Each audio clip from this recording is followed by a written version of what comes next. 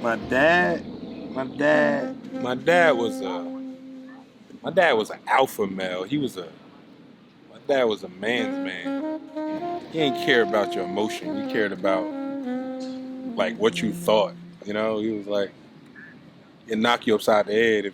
Like, why are you thinking like that as a kid? He'll call you a punk. He'll do this. He got jokes for days. But it was like more like a moral. You know what I'm saying? Like it was like morally, he just was trying to instill like man type values in you. Just knock you upside the head, get your life together type of thing. But growing up in the hood, I was kind of like one of those spoiled kids in the hood. When a lot of us, you know, most of my friends didn't have fathers, and I'm like one of the oddball people that did have a father. So it was kind of weird because I didn't have a mother. So, well, I had a mother, but it was like my mother wasn't around. My father kind of raised me.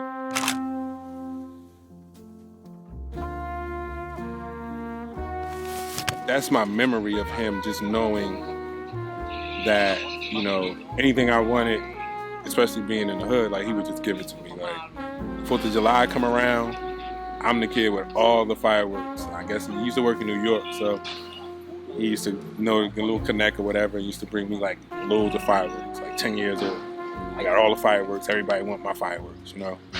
But it's just there's so many memories. But one of the most important memories for me is when I got hit by a car when I was about 8 years old, and just seeing his face, in the hospital. Like I was in a coma, so to come up out of that and then see his face, that was just, like almost like an angel in the sense of being awakened.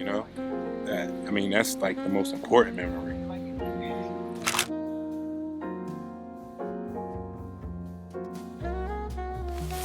I don't remember anything before I got hit by the car. I only remember after that, and the time I was living downtown in downtown Pioneer Homes, 3rd Court, Elizabeth.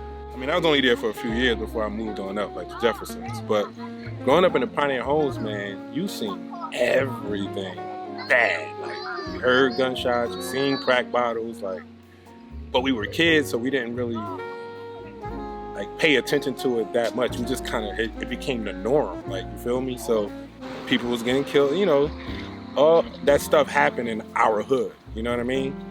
With my aunt, but my dad was always at work. So when my mother came, my mother was locked up, and when she came home from prison when I was probably around 11, 12 years old, and then that's when I kind of was introduced to my mom. Even though she was around when I was before, maybe the time I was born to the time I was 7.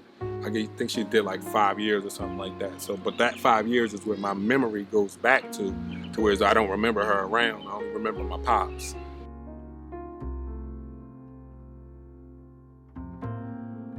My mother is extremely intellectual.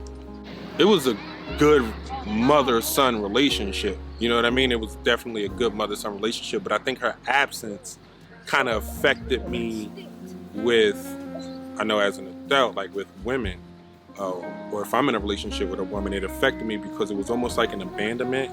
Even though my aunts and my cousins, they were great, not having that mother love at that age was kind of off in a distance. I didn't understand how it feels to be loved by a woman. I felt abandoned in that sense. So when she did come home, she was making up for that lost time, and it was smooth, but I didn't fully understand the trauma really that she caused me while she wasn't there. Here you are, most of our friends have mothers, whereas though I don't know who mine is or don't know where she's at or whatever's going on. But I have a father, and most of my friends didn't have a father. So it was reverse for me. So that's why I'm my emotions, I don't really pay attention to my emotions because my mother wasn't, if I fall and hurt myself, pat my legs, fix my scars. She wasn't there for none of that. It was my father. Get up, boy. Smack you upside the head. You'll be all right. One of those type of things. So I never got that emotional attachment that I think every kid needs from their mother.